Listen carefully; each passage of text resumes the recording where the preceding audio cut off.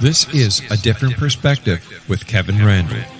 A retired U.S. Lieutenant Colonel, Kevin Randle has been studying UFOs for nearly 50 years.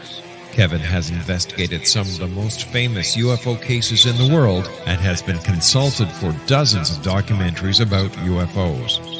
Considered one of the leading experts into the Roswell UFO crash of 1947, Kevin has written more than 25 books about UFOs, including the recently published Roswell in the 21st Century. Now, here's the host of A Different Perspective, Kevin Randle. And welcome to this edition of A Different Perspective. I am, in fact, Kevin Randle, as I said in the previous little note. I'm going to be joined by David RUDIAK here in just a few moments. I normally don't bring a guest back this quickly, but what's happened is I had responded to the Christopher Mellon email chain that suggested the Kingman UFO crash might be real, and I had looked at the Ray Fowler file. He did the in-depth investigation when this whole thing started in 1973. He did an in-depth investigation. And going through that file, I found another part of the investigation somehow has been overlooked. And I myself have to admit that I didn't really see it either, where they talk about the main author, Arthur Stanzel, being having contact with alien beings and participating in astral projection. Projecting himself onto spacecraft out in the cosmos, and one of them some kind of a prison ship where the prisoners had been there for 1,000 years and things like that, which I think somewhat diminished Stansel's credibility, although his credentials, his CV is very impressive in what he had done in his education. But this other thing kind of cast a doubt on the Kingman crash, and I put up a blog posting about that, to which David responded, and he was looking at some other information about the Kingman crash, and we started trading emails about that and doing additional research.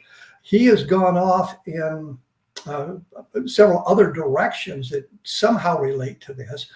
I just did a thing with Lou Alessandro's latest book on a crash in Council Bluffs, Iowa. Well, not really a crash, an event in Council Bluffs, Iowa in 1977 that he mentions in his book, but gives us really no details. And the details are out there for us to see. I think that he had been more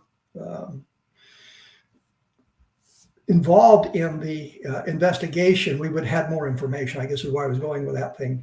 So we've been kind of dancing around that. So I'm bringing David RUDIAK on again to talk about some of the things he's found relating to the Kingman crash and another bizarre event that took place a couple of years earlier that is really bizarre.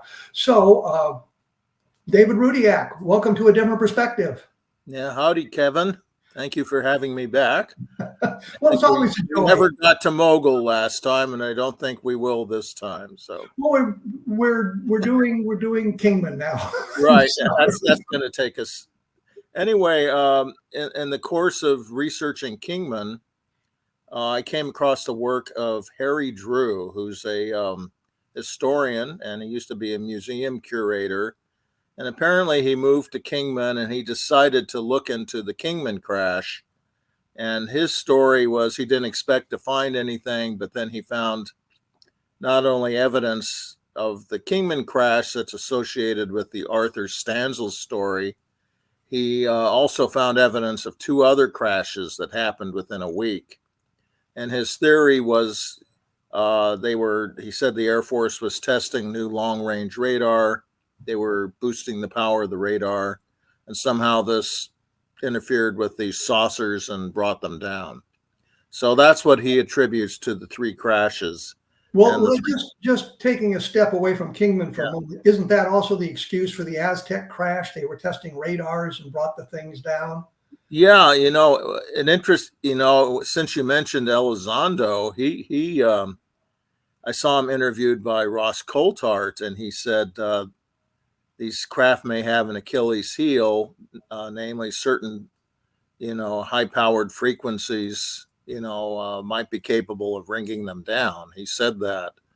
So I don't have an alien technology manual, so I don't know how they operate. I can see skepticism. You think they wouldn't be so vulnerable to radar, but maybe they do have a weakness. Well, radar is a passive device. It's meant to detect something. It's not detect to attack it in any way. So, well, it could conceivably, you could focus your radar on one target and boost the power, and I guess it could conceivably interfere. I mean, the Air Force Scientific Advisory Board in 1997 put out a white paper about what they envisioned for the Air Force in the 21st century. And they mentioned a weapon, a high-powered radio frequency weapon that would be used to stall cars. And this takes us back to Levelland, 1957. And it made it sound like they had this weapon and, had been tested. And they were advocating putting it in aircraft, and the point being, if you could stall vehicles on the ground, made it easier to bomb them. Well, the other side, I think the Japanese during the Second World War invented some kind of a beamed weapon like that, but it was effective out to like 3 feet. So Right. it wasn't very effective in Drew's scenario, this is bringing down craft miles away, and you have to wonder, if they could really have a powerful enough beam that could do that. Anyway, the first crash, he says, was April 18th. He says this is based, I've been listening to podcasts with him. He says this is based on finding the last guy of the retrieval team, which he said was sent out from Nellis Air Force Base near Las Vegas. How he found this guy, who he was, he doesn't say. So at this point, we just have his word for it. Did he name the guy? No, he didn't. Yeah, so the only thing he says, the guy has a granddaughter who's still talking about it. So maybe the granddaughter contacted him, and who knows? I mean, if we could get him on your show, then, it's a question we could ask him. Well, since you've mentioned that, let me just break in here and say that I have invited Drew on the program, and this guy, Preston Dennett, who also is a big proponent of the Kingman crashes, and neither one have responded to my emails. So anyway, this first crash, he says, was April 18th, 1953. According to this last survivor of the recovery team, on the 21st, they brought in this team of scientists, which would have included Arthur Stanzel. According to Drew, I mean, but there's significant differences. He said the saucer didn't crash; it landed softly. There were 4 survivors who looked almost exactly human, though a little different, and they were small. They were 4.5.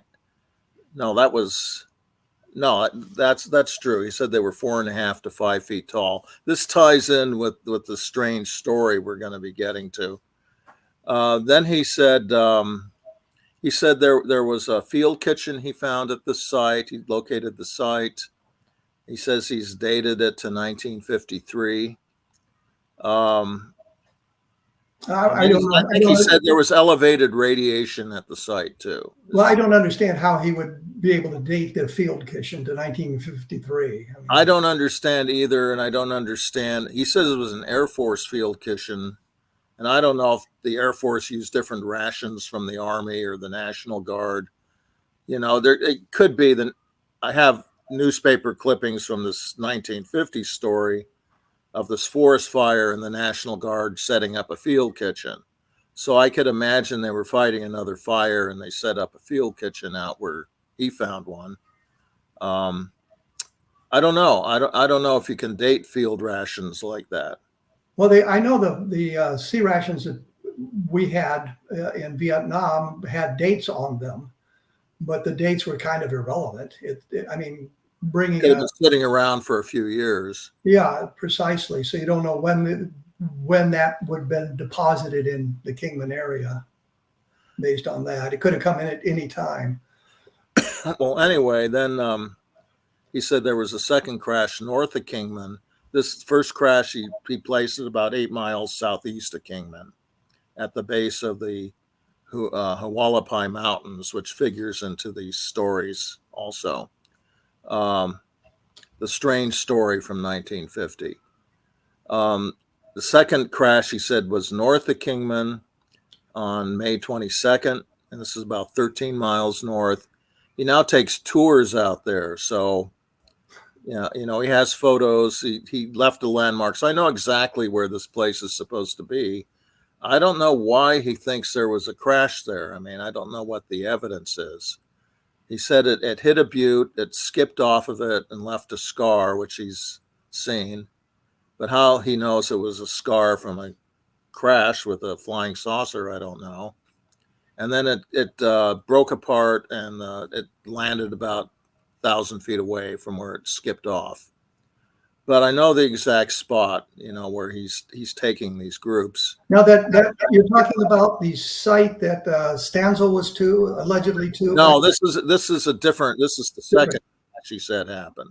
Okay. So the first site he said was southeast of Kingman, about 8 miles. This second site on May 22nd was about 13 miles north of Kingman, and he said the Red Lake district. There's a Red Lake desert. It's a dry lake. It's actually south of that. It seems to be separate from the dry lake. So that was, and he said instead of 4 live aliens, there were two live, 2 injured, which were taken to Nellis Air Force Base, and the 2 injured ones died. Now, how he's gotten all this, again, I don't know. There's no details. And then he said 2 days later was a third crash where a craft crashed into the Hualapai Mountain, which is about a dozen miles southeast of Kingman. And that's the Stanzel site then, the third crash.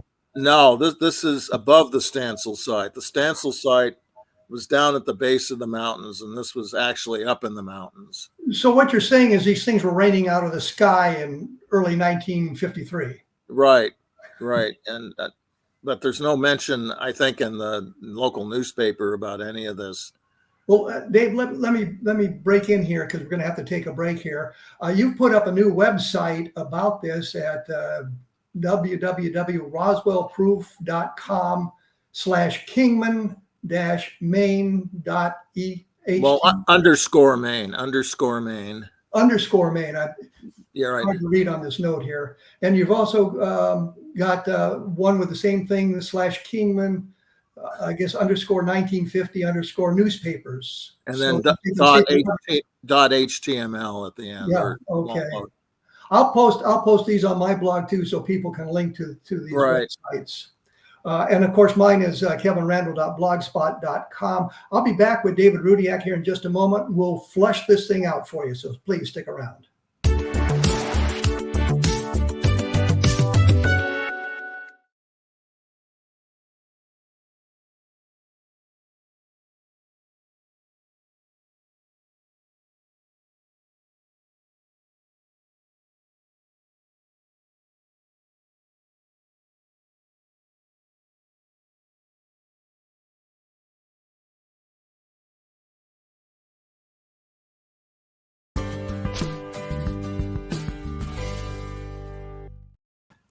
And I am here with David Rudiak. We're talking about the Kingman crash in May of 1953, or a whole bunch of Kingman crashes around May of 1953. And in the research that you were doing of this, I think people understand where the Kingman crash was going, but you came across this other bizarre story that took place about 3 years earlier. And let's get back to the third crash that crashed into the mountain. Starts a forest fire. There's more to the story, according to Drew. He says on the front page of the Kingman newspaper, the Mojave County Miner, he says there's a story where a park ranger up there came across 2 odd-looking men, suspects them of maybe arson, takes them into custody, takes them back to the sheriff's holding cell, which is beneath the courthouse in Kingman. And this is a very secure facility. It's, he says it's underground. It's got thick concrete walls. It's got a double locked door, 2 doors, which are different locks, and then sheriff's deputies on the outside guarding it. The sheriff comes to question these guys, and the sheriff turns up again in 1950, and they open the door, and these guys aren't there. They've vanished. So it's but there's one way in, right, to this jail cell. There's only one way. Now, the only way, unless this place has to have ventilation vents. So if they're little guys, did they crawl? I have no idea. Anyway, he says this is in the newspaper, so we should be able to check it if we can get a hold of the newspaper, which I haven't been able to done in just a week. Anyway, this ties in with what happens in 1950. So these are the 3 1953 crashes. Then he said, I came across evidence that there was a crash in 1950 as well. And this happened on, it starts on June. This fire, another fire, big forest fire broke out in virtually the same spot in 1950 on June 20th. And by the next day, it was getting out of control, and a bunch of Kingman residents rushed up, to see it. Now, this is in the newspapers. I mean, this is well documented in the newspapers. The fact there's a fire is documented. There was a fire. There was a big fire, and hundreds of people went up there. Then there's this in the Kingman paper. It's added on that the guy in charge of the National Guard in Kingman was one of the people who went up to fight the fire, and he's coming back to Kingman at night. And he sees these 3 guys at the side of the road who were badly burned. Well, do we have the name of this National Guard guy? Yes, Captain John Warren. So and I even have a picture of him. I found a picture of him and the sheriff. So that's, if you go to those web pages, you'll see those articles. I came up with about a dozen articles. So Drew says this was a widely carried story. So I said I should be able to find it. And so I did, web searches, and sure enough, I came up with about a dozen other newspapers. But the stories about the forest fires are not a UFO or anything. The stories about the forest fire, then it goes into the disappearing men. Okay. And 1 or 2 of the newspaper articles is strictly about the disappearing men. It's one of those good reader interest stories. So the basic story is this National Guard captain, John Warren, picks up these 3 guys. One of them is so badly burned, he dies on the way to the hospital. They get to the front of the hospital, at least in most of these stories. So he gets them to the hospital, and there's an ambulance there. And according to the Kingman newspaper, one of the surviving burned men says, there's our ambulance now, as if they're expecting an ambulance for them. And in the ambulance, there are 2 more men, I guess, sitting in the front seat. And this Captain Warren asks them who they are. And one says, oh, I'm the driver. And the other says, I'm an intern. Then this ambulance crew loads the dead body, and the 2 injured men into the ambulance. And Captain Warren says he drove away, and then nobody ever sees them again. They don't go into the hospital. Well, let me interrupt here so we have it clear. Captain Warren takes the injured men and the dead guy to the hospital, and there's an ambulance. It doesn't take them into the hospital. But he gets to the hospital where he sees an ambulance outside the hospital. He says there was an ambulance with 2 men. Okay. And then he leaves them there, and then according to the story, he was assembling his National Guard unit. He'd come back to Kingman at 9:30, and it says by 10:30 he contacted all the National Guard in town, about 24 men, and he was assembling them to fight the forest fire because the forest fire was still raging. So in the middle of all this, it says he was talking to reporters and radio reporters. He mentions the story about picking up the 3 men. Now, since there's a dead body mentioned, the sheriff is going to have to get involved. He has to find out about the dead body. So it's not unclear. I'm missing the second half of the story. I found the front page, but I need to find the rest of the story. It's got to have some juicy details in it. The sheriff gets involved, and these stories say he set up roadblocks in and out of town. He searched the town, and he put out an all points bulletin in 3 states: Arizona, Nevada, and California. So they checked the hospitals to see if anybody had checked in. Nobody checked in with burned men. So that's where it was. Now, Drew and 2 of his podcasts, in one of them he said the sheriff was chasing the ambulance and it disappeared in front of him. And in another, he says he was a few minutes behind the ambulance, and then he doesn't say, but apparently he never caught up with it. That's not in any of the news stories I've seen, that part of the story. So I don't know if he added it in, or he has a source. Maybe he found the police report on this. So again, another question to ask him. But anyway, it's a very, very strange story. I mean, you have this National Guard guy. He's come back. He's fighting a fire all day long. He's come back to Kingman to assemble his National Guard unit to fight the fire. And in the middle of this, he tells this story about picking up these 3 men. And of course, the possibility of hoax comes up because it's just his word, that this happened.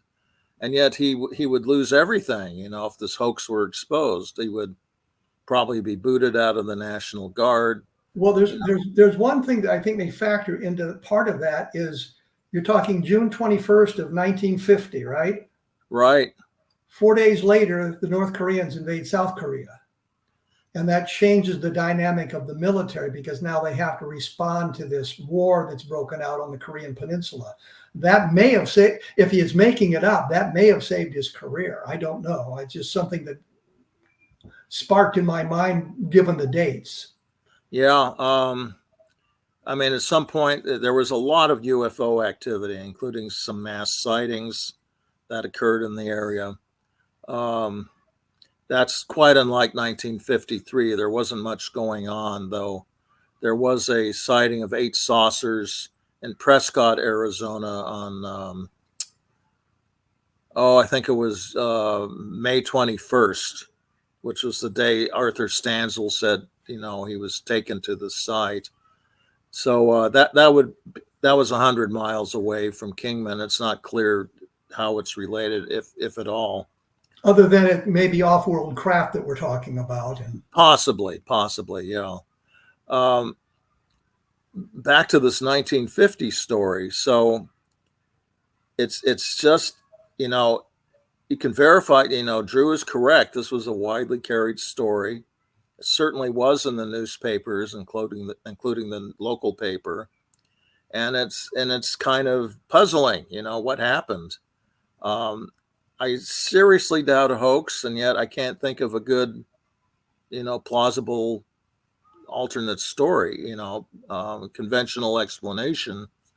I mean, I came up with a scenario where, the other thing about these men that he picked up, they're referred to as youths and young men, suggesting they were smaller than normal, maybe like young teenagers.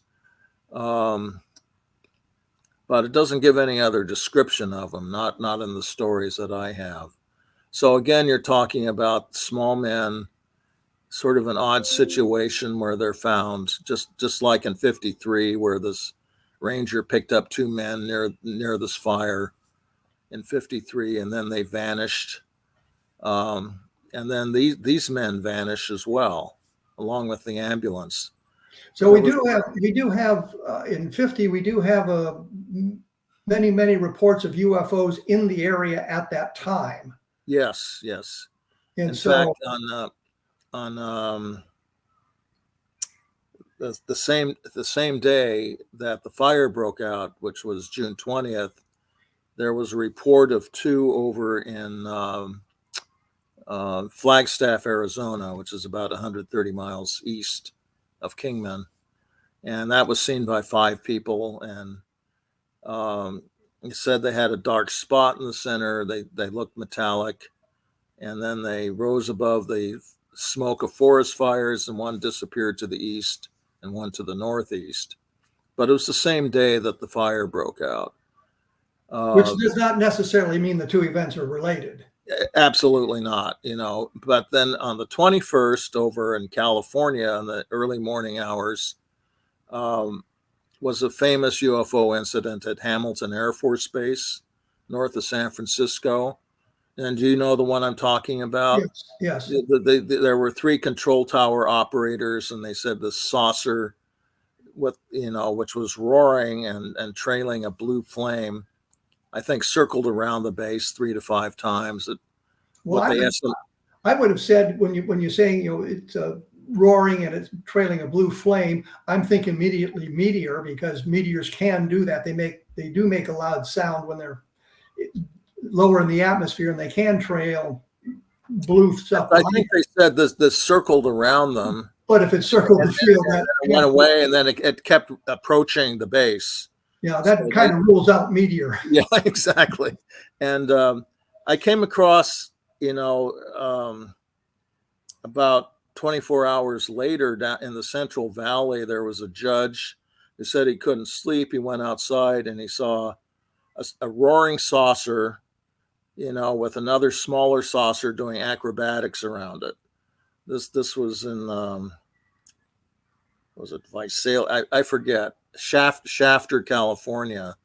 And he was the only eyewitness, but there were other people in the area who said they heard this roar and compared it to the roar of a streamliner train, as it went through. So very loud. And I found on the 24th in San Jose, California, there were 2 witnesses. This was about 11 at night, saying a roaring object came over their head. And then, well, let me break in here, David, because I got to take another break. Yeah, they keep interfering.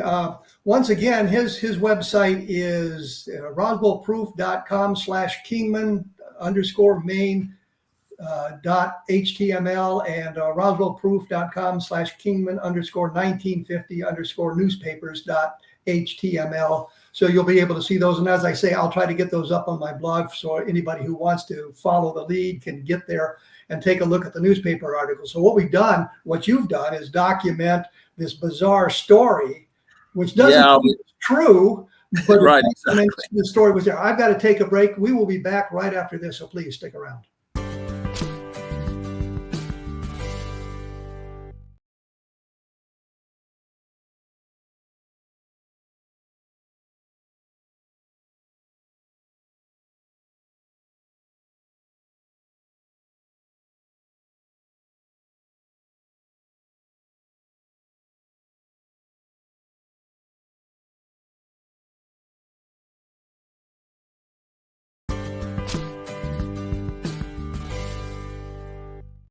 I am here with David Rudiak. We're talking about a bizarre event in the Kingman, Arizona. I want to say Kingman, New Mexico, Kingman, Arizona area. UFOs being seen quite a bit. We've got an ambulance that seems to be disappearing. We have 2 men, and I guess in a jail cell that disappeared. Documented in the newspaper, but it's merely the account of this Captain Warren talking to reporters. There's no official documentation or other corroboration. Is that correct? Where we are right now. The 2 men disappearing in the jail was from 1953. That was a different story. Okay. But they were both, these 2 men in 53 and the 3 men in 1950 were both picked up near a forest fire, up in the mountains south of Kingman.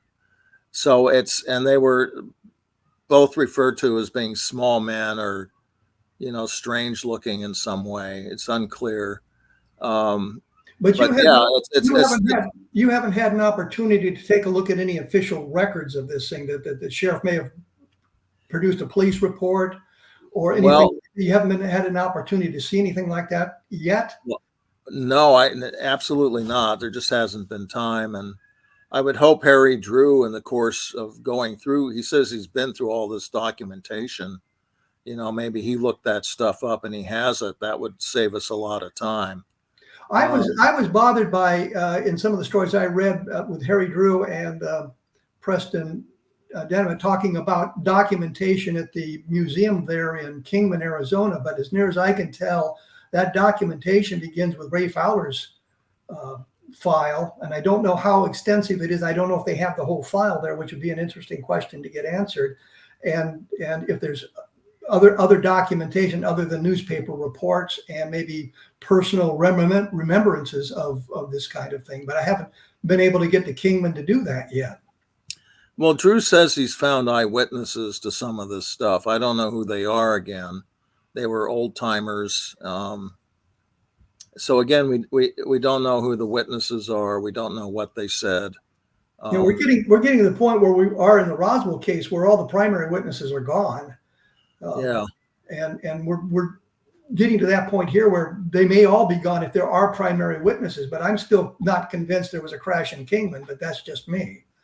Right. Well, he said this last survivor of the recovery team, that the granddaughter was still telling the story. So, if we could find the granddaughter, we could ask her, I suppose. Well, the question becomes, is the grandfather still alive, or are we stuck with a secondhand witness? No, he said the grandfather, he interviewed the guy around 2006 and he died a year later. Okay. So all we have now is the granddaughter relating the story. Now, the sheriff, in the course of searching these newspapers, I discovered he had a teenage son with the same name. So he would be about 90 now. If he's still around, maybe he knows something. It's a very common name. And, the sheriff was Frank Porter. So there's a million Frank Porters out there. It would be hard to track this guy down, but I suppose it could be done. Okay, so where we stand now on the story is we have the forest fire in 1950 and the disappearing people. We have UFO sightings in the area, but nothing that relates specifically to either the injured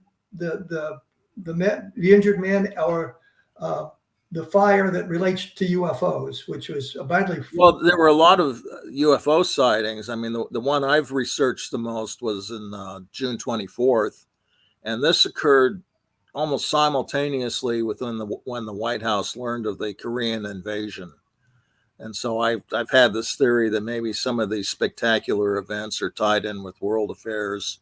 And it's like saying we're paying attention to what's going on. This happened primarily in Nevada, where a UFO was making these giant circles and leaving a spiral trail. And this occurred over a period of about an hour from southern Nevada or southern California, clear up to northern Nevada. Well, let me break in just to point out, Kingman, Arizona is 90 miles south of the Boulder Dam, which is Nevada. Right, exactly. Close. Right. So but this thing was seen by airline pilots in northern Arizona and southwestern Utah. So they reported this. They were able at least to see the trail, from hundreds of miles away. So Kingman, it was seen from Cedar City, Utah, which is in southwestern Utah, not too far from Las Vegas. So Kingman should have been able to see it. If people were outside and looking in the right direction, they should have seen this event on June 24th. 1950. 1950, right. I say that just to separate it from the 1953 Kingman crash. Now, this event, I think it was so unusual and so spectacular. It should be proof alone that these things are real. I mean, too many people saw this. It left a physical trail.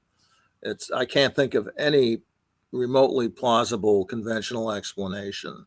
Well, what's interesting, I had Robert Schaefer on the program a couple of weeks ago, and I asked him specifically, what would you accept for evidence of some kind of off-world visitation? And his answer was multiple independent witnesses over a large area seeing the same thing and reporting the same thing. So what you're describing there is something that would fit into his kind of definition of evidence for an off-world visitation.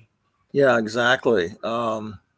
There was another mass sighting over Phoenix on June 29th, so a few days later, and this occurred, according to the Phoenix newspaper, over a period of 7 hours. And it looked like a giant ice cream cone in the sky, white ice cream cone, very brilliant, much brighter than this. And this was daytime. So it couldn't have been a star. It wasn't the moon. They said it was fairly near the sun, and it sort of moved at the same pace, like it was an astronomical object. But it was visible for 7 hours, and they said thousands of people in Phoenix saw it. So, what the hell was it? They talked about it looking like an ice cream cone. So you think, well, maybe a skyhook balloon, but My thought exactly. But I checked the Alamogordo, and they didn't start that till a couple weeks later. So there was nothing that I know about, no balloon sightings. And they were looking at this through telescopes from Phoenix, and they said it wasn't swaying like a balloon, and it had a very bright flashing light on the top of it. I don't know what it was. It's very bizarre. That involved William Rhodes, who we know from 1947, took those 2 photos over Phoenix, and we're still debating that, whether he hoaxed that or not. But I fall for those interested. I fall on the side that he did not hoax those; that they're legitimate photographs. I tend to think they were too. I communicated with a couple of people who knew him back then, and said that Rhodes was a very acidic kind of guy. He was very sort of arrogant, but his big thing was solving puzzles, solving riddles, and something like this would fit, of course, into what he would be interested in doing. He also held a number of patents, and he had been involved with the Navy at the beginning of World War II, and they assigned him a PhD equivalency. The Navy had gotten to the point where they didn't have enough people with high educations. They designed a number of tests, and if you did so well, you got the equivalency of a bachelor's degree. If you did so much better, you got a master's degree, and if you did really, really well, you got the equivalency of a PhD. So he was kind of that kind of a personality. Didn't get along. He referred to himself as Dr. Rhodes. Yes, but there is some evidence that is not completely and totally bogus. But my opinion is the photographs are authentic. I can't see any way that he faked those, or any reason for him to fake those. He built a telescope. This was in the newspapers. He built a telescope for the nearby observatory. What was it? Is that Kitt Peak? I'm trying to remember. And it had a video on it. It was the first of its kind. So he was contacted by people from University of Arizona to solve some problems for them, and a friend of his was trying to get him a position with the university, and he just didn't get. Once he solved the problem, he wasn't interested in doing anything else. He solved the problem; he was going to move on. So, kind of a weird guy in that respect. Speaking of UFO sightings, there was mass sightings the day before this June 24th sighting, with leaving the spiral trail for hundreds of miles. There was another mass sighting in the south between Alabama and Texas, and it was seen by a Air Force weather plane out in the Gulf, and they filed a report with Project Blue Book. So that was seen by thousands of people as well over a 4-state area. Not as bizarre as what happened the next day, but seen by a lot of people, and no good explanation was forthcoming. So where we are here is we've got the bizarre ambulance story. We've got the bizarre disappearing guys from the jail cell, but we don't have any follow-up on that. You haven't been able to track any of that further? The jail cell one, well, what Drew has said is he thinks the sheriff didn't bother putting out an all points bulletin because he didn't want to get into the same situation he was in 3 years earlier, where he couldn't find out what happened to these missing men in the ambulance. He just decided he was up against something, beyond that was well beyond him. But I haven't seen the 2 men disappearing from the jail cell story. I'm hoping to track that down. I know the museum in Kingman has the newspaper on microfilm, so I plan to try to contact them and see if they can dig it up for me. I've been to the museum once and looked at the microfilm, so they should have it there still. I was just looking for evidence of a crash. I wasn't looking for ghost stories, you know. Or bizarre disappearances. Bizarre disappearances, yeah. And I was just looking in that, the time frame from May 1953, and I didn't find anything. Is the 1950 stuff tied into the 1953 stuff other than the location? It's the same location, where the fire, he said they were within a mile of one another, the fires. Same location, same mountain, same disappearing people. Other than that, and I'm not sure how they tie in. He says he has eyewitnesses who saw something crash into the mountain, but again, that's Harry Drew saying that that's Harry Drew, right? But he hasn't provided his names and documentation to kind of support that. Now you say you have his book. I've been trying to find his book. No, Dennett's book, Preston Dennett. Preston. I thought you had Harry. No, I couldn't get it. I couldn't find a copy on. I couldn't find a copy available other than for some outrageous fee. So I've got it's Arizona UFOs over Arizona, I think, by Dennett, and I read his stuff about other crashes in Arizona as well. But then I probably should get you up to speed on that. And then the Kingman crash, which is not as well researched as it could have been. I'm going to have to take a break here. It's getting away from me. I will be back right after this with David Rudiak, and we'll continue our discussion. So please stick around.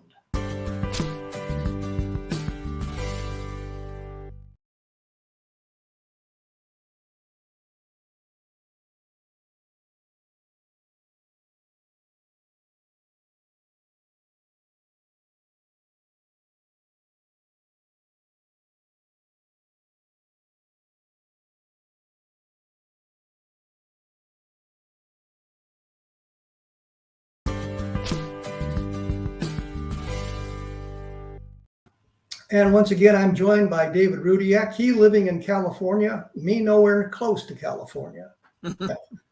to my good fortune, I suppose. Halfway between here and the right coast. Yes, I'm on the left coast, and you're in the middle. Yeah, in flyover territory. Right. So anything else we need to know about these bizarre disappearances that we haven't covered yet? Well, the last I found, which was the other day, is the Phoenix newspaper. They were talking about the fire being under control and talking about pulling out the National Guard unit. And then it mentions this story again, and the sheriff said he was still looking into it. This story dated to June 24th. So this is 5 days after this fire broke out. And the sheriff said he was still looking into it. He was trying to run down some rumors, but he didn't have anything definite. And then it just vanishes, the story. I can't find anything else. I would think the Korean War probably wiped it out of the newspapers. It wiped out a lot of these spectacular UFO cases too, and they just weren't reported. So the only reason that June 24th, the big spiral case got attention is that there was an United Airlines pilot between Las Vegas and Los Angeles. They were near the town of Baker, which is about 90 miles outside of Las Vegas. And they saw this thing in the sky, and everybody on the plane saw it in the sky. So they held a press conference in Los Angeles a few days later. And then that case got into the newspapers. That's how I found out about it. Just, going through the newspapers from that period. I think I was researching the Trent case and seeing what UFO activity was. And just for the audience, the Trent case is Paul Trent taking a couple of photographs in McMinnville, Oregon in May of 1950, which... I think that he took them on May 11th, he said, and then they were first published in the town newspaper on June 8th. And then by June 10th, they were nationwide.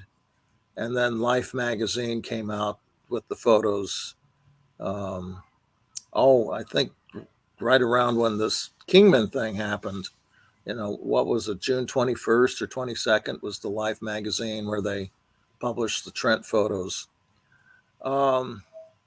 Which, by the way, have not been adequately explained. No, I've been up to the Trent place twice and done measurements and done computer models, and I can't find anything wrong with these photos. They appear to be genuine as far as I can tell. I had a train of thought here. And this June 24th case with the giant spirals. I think the most interesting report was from northern Nevada. It was a town called Fallon, which is, I think, 30 or 40 miles east of Reno. And this woman said she saw this thing racing, making these giant circles in the sky, and it made 3 loops in a minute.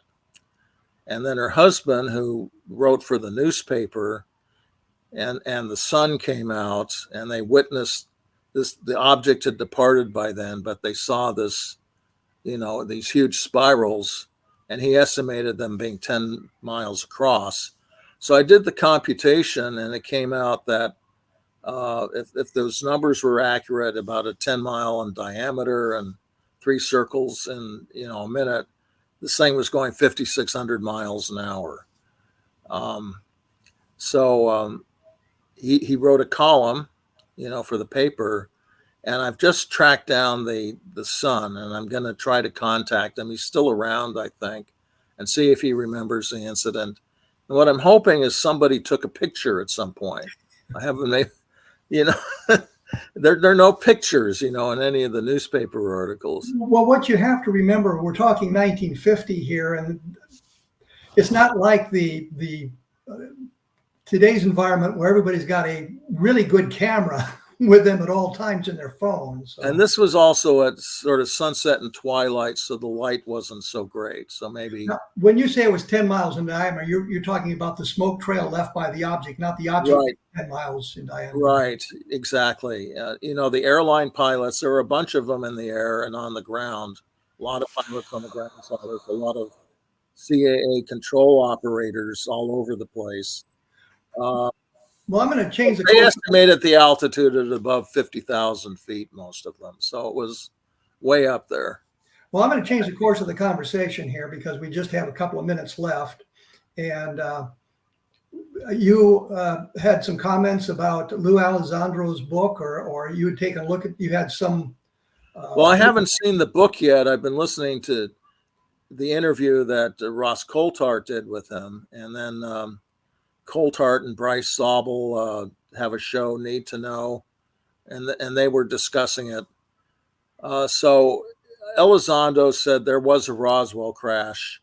He said 2 craft were involved. I guess they collided or something. And well, the Stan Friedman scenario. Yeah, basically. And so one flew away and the other crashed. The other blew up or whatever. He said there were bodies recovered. He said 4 bodies. I think that Chester Lytle, who knew Butch Blanchard, who was a commander in Roswell in 1947, Blanchard told him there had been 4. And Right. Lytle was a scientist of impeccable credentials, and I can't imagine Butch Blanchard, who ended up as the vice chief of staff of the Air Force, making up a lie like that to tell his good buddy, the scientist, about it. But Blanchard did say there were 4 bodies. Yeah, again, the information is secondhand, obviously. The other thing Lytle said is that he knew of UFO cases at the Nevada test site where they were testing the bombs, and that's where, Arthur Stanzel, of course, worked. Stanzel, in his interview, said at one point he and other scientists there had witnessed some kind of a UFO sighting between a series of tests. And then later on, he said, well, no, I wasn't really there. I heard from my friends about that. He didn't see the UFO. He had heard about it. Okay. So he kind of skated around that a bit. Well, Lytle said that he heard of incidents at the test site. Yeah. Part of Lytle's background is he built the implosion device for the first A-bomb test. He was an engineer. He ran an engineering firm in Albuquerque.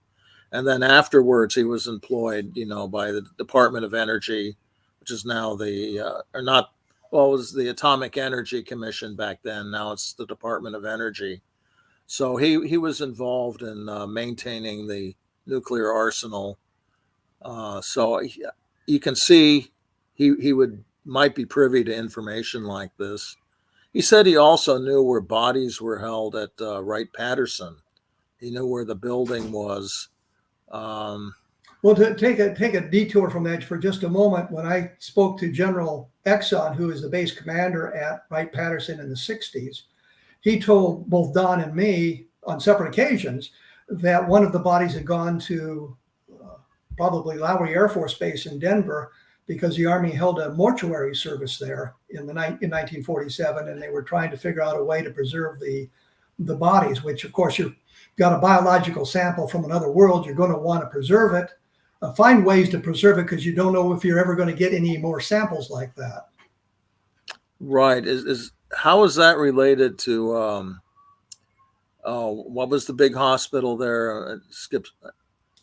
Fitzsimmons. Fitzsimmons. How is that related to Lowry Air Force Base?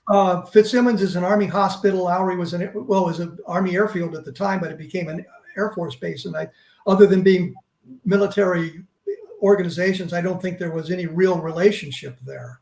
Well, are they anyway close together, or they're not that far apart? I lived in Aurora, Colorado when I was growing up, and the main gate to Fitzsimmons Army Hospital is probably 2 miles from my house. And of course, Lowry Air Force Base wasn't that far away either.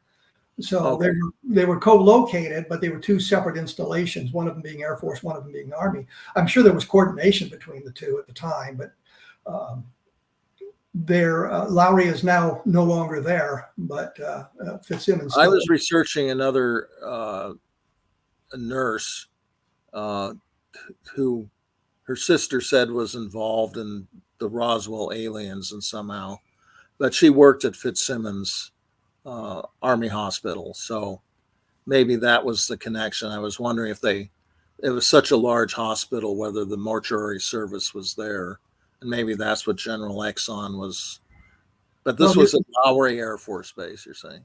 Well, Lowry Air Force Base, he said that it would have been Lowry Army Airfield and Fitzsimmons Army Hospital. But the interesting thing, my swim team in high school, we practiced at the swimming pool on Fitzsimmons Hospital because that was the only facility we had. And from when I was in junior high school, you could see Lowry out the windows of the junior high school. So, I mean, I was right there in that area. Yeah. Well, anyway, okay. Well, back to this 1950 case. Let's see if we can put it. They never found out what happened, as far as I'm concerned. Either the story was made up or there was something very, very bizarre that happened. I really can't imagine this National Guard captain making it up, just for fun while he's fighting a forest fire and getting his troop together. He says, I'll just throw out a little ghost story for the reporters. And yeah, I can't imagine him making the thing up. There's just no motivation. There's zero motivation. He had everything to lose. And then we're left with, well, what happened then? If this really happened, who were these guys? I dreamt up the scenario was a Russian saboteur team, and they went up to set the fire up in the mountain, and they were communicating with walkie-talkies with their Confederates, and the ambulance was their extraction vehicle. And then, so that's why they were expecting it. I don't believe stuff like that either. It's just I was thinking along the same lines that there was some kind of hanky-panky going on, but it wasn't Soviet. It was actually some clandestine intelligence operation for some reason that got out of hand. But if you were badly burned like two of these guys were, you would think they would check into a hospital somewhere. And, you could say the whole scenario. Well, I guess this is what I signed up for. I'm going to die of this, and because they don't want this coming out. Well, you might say the whole scenario blew up in their face. Yeah, literally. David, I got to let you go. I appreciate you taking an hour to share this information with you. I know you've done a lot of research. I went off on a different tangent doing something with the one of Alessandro's stories in Council Bluffs, Iowa, which I've got a big I put a posting up just this morning about that for those who want to take a look at it at www.kevinrandle.blogspot.com. Once again, I've got the information for the websites that David has put up and the information he's put up on his various websites. I'll get that posted to my blog so that you can link to it easily rather than having to try to type all this stuff in there. Take a look at www.roswellproof.com and you may be able to link easily from there as well. We've got other stuff coming up. I should point out that the books on Roswell are still available, Understanding Roswell and Roswell in the 21st Century. I've got a long book on Level Land, Texas, if you're interested in the electromagnetic effects and that sort of thing. And I've done a book on 1973 that deals with the Hicks and Parker abduction, so you can take a look at that. I will be back later on with another edition of A Different Perspective. Thank you.